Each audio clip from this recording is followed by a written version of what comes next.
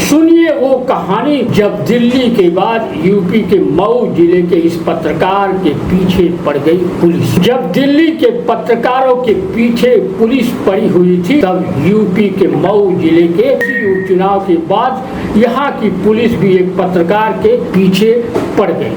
ब्रजेश यादव का कहना है कि 1 अक्टूबर की रात पुलिस उनके घर पर धमकती है और बिना वारंट के घर में घुसकर परिजनों को धमकाने लगी। ब्रजेश यादव तो ये भी कहते हैं कि मंगलवार की रात जिस तरह से न्यूज क्लिक और उससे जुड़े 40 से अधिक पत्रकारों के यहाँ छापेमारी कर उनके फोन और लैपटॉप जब्त किए गए और उन्हें सर्च पूछताछ और हिरासत के लिए जाने का कारण नहीं बताया गया, उसी तरह उनके साथ भी मऊ जिले की पुलिस ने बर्ताव।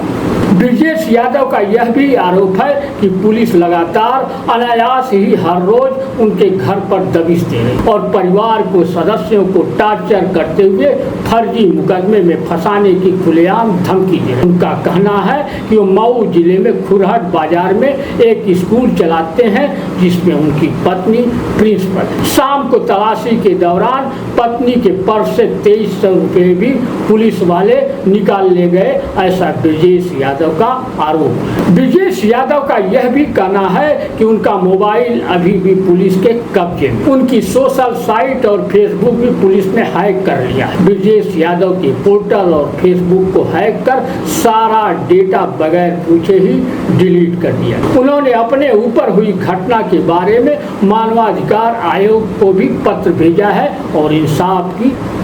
ब्रजेश यादव आज भी निष्पक्ष पत्रकारिता करते आ रहे हैं, लेकिन यही निष्पक्षता पुलिस और प्रशासनिक अधिकारी कर्मचारी को अब रास नहीं जा रहा।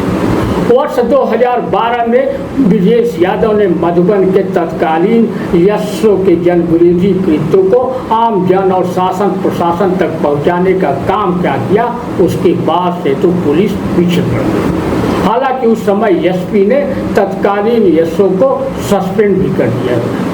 इस कार्रवाई के चलते वह यशो अपनी गलती न मानते हुए इसका जिम्मेदार ब्रजेश यादव को मानते चले जा रहे हैं और मानसिक द्वेष की भावना के चलते ब्रजेश यादव का उत्पीड़न करने से बाज नहीं आ रहे। ब्रजेश यादव ने मानवाधिकार आयोग को लिखे पत्र में ऐसा ही कुछ जिक्र किया है।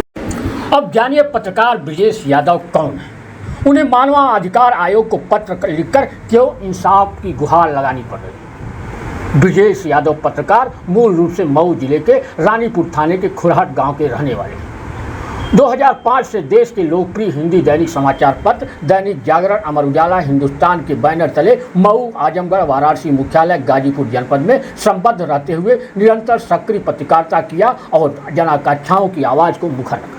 लगातार घर से बाहर रहने के कारण ब्रजेश यादव को 2016 में स्वास्थ्य विकार का सामना भी करना पड़ा। 11 वर्षों की सक्रिय पत्रकारिता पेशे से जुड़ा होने के चलते बुलंदआवाज.com नामक पोर्टल लॉन्च कर पुनः 2016 से अपने गृह जनपद मऊ से पत्रकारिता में सक्रिय। मानवाधिकार आयोग के इस पत्र में ब्रजेश यादव ने यह भी लिखा कि वो आज भी निष्पक्ष पत्रकारिता कर रहे हैं, लेकिन यही निष्पक्षता पुलिस और प्रशासनिक अधिकारी को अब रास नहीं आ रही।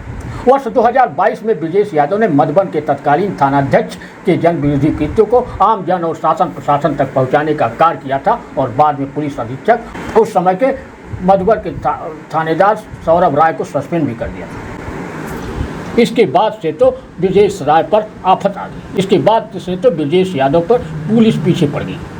मानवाधिकार आयोग को लिखे पत्र में ब्रजेश यादव ने यह भी अवगत कराया है कि 1 अक्टूबर 2023 को रानीपुर यशो पुलिस फोर्स के साथ शाम को लगभग 7 बजे उनके खुरहट के स्कूल पर धमक पड़ी। यहाँ आते उन्होंने जांच करने के नाम पर ब्रजेश यादव की वह मोबाइल जबरन कब्जे में ले लेते हैं और कूच कर फेंकने की धमकी देते हैं। पुलिस अधिकारी से लगातार अपनी निजी मोबाइल मांगते रहते हैं ब्रजेश यादव, मगर परिवार की निजी फोटो भी बताते हैं, लेकिन इनके इसके बावजूद मोबाइल वापस नहीं की जाती।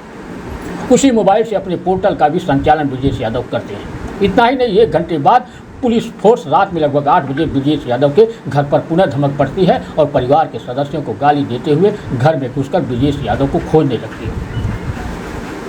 मानवाधिकार आयोग को लिखे पत्र में ब्रजेश यादव ने यह भी उल्लेख किया है कि उनकी पत्नी उच्च शिक्षित है और जब उनकी पत्नी पुलिस के सर्च वारंट या पति को गिरफ्तारी वारंट के बारे में पूछा तो पुलिस फोर्स कुछ भी सुनने को तैयार नहीं। पुलिस के दुर्व्यवहार से पूरा परिवार ब्रजेश यादव के दहशत में, क्योंकि एक एक कमरे की तलाशी ली गई थी और पुलिस जबरन पकड़कर अपनी गाड़ी में बैठाकर रानीपुर थाने ब्रजेश यादव को लेकर चली गई थी। रास्ते भर पुलिस अधिकारी पुलिस के खिलाफ लिखने को लेकर मानसिक टार्चर करते रहे। ब्रजेश यादव के पूछने पर भी गिरफ्तारी की वजह नहीं बताई जा रही थी। अगले दिन 2 अक्टूबर 2023 को ब्रजेश यादव पर फर्जी आरोप लगाकर शांति भंग करने के आरोप में चालान कर जेल भेज दिया।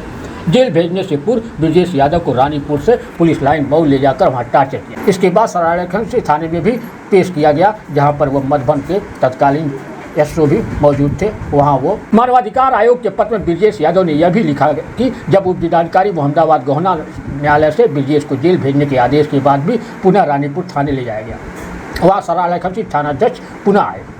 थानाध्यक्ष को रानीपुर के कार्यालय में ब्रजेश यादव को घंटे भर तक अपने खिलाफ मधुबन में लिखी खबरों को लेकर नाना प्रकार से दुर्व्यवहार करते रहे। ब्रजेश यादव समेत पूरे परिवार को फर्जी मुकदमे में फंसाने, स्कूल और घर गिराने की धमकी।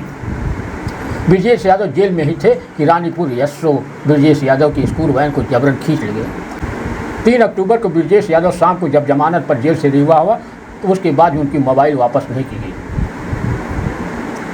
ब्रजेश यादव की मोबाइल 1 अक्टूबर की शाम 7 बजे से ही पुलिस के कब्जे में है। ब्रजेश यादव को भय है कि द्वेष भावना के चलते उनके मोबाइल में कोई अप्रिय घटना घटित कर इसका भी आरोप ब्रजेश यादव पर लगाया जा सकता है। अगर इस बीच में उनके मोबाइल से कोई भी अप्रियकृत घटना होता है तो गैर कानूनी एप्लीकेशन इंस्टॉल कर दुरुपयोग किया जाता है तो इसकी पूरी जिम्मेदारी पुलिस प्रशासन की होगी। अब ब्रजेश यादव के जमीन की भी नापी करनी शुरू कर दी गई है। ब्रजेश यादव मानवाधिकार आयोग को पत्र में यह भी लिखते हैं, पुलिस की रंजिश का कारण यह है कि वह पत्रकार है।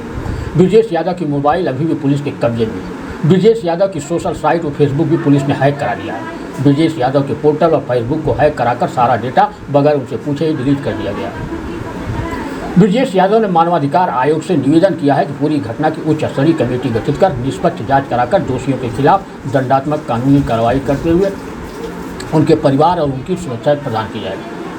साथ ही उनकी मोबाइल को वापस नहीं किया गया तो उसे तत्काल वापस कराया जाए ताकि ब्रजेश यादव अपनी निजी मोबाइल का स्वयं उपयोग करते हुए अपने संबंधियों से पुनः जुड़ सके।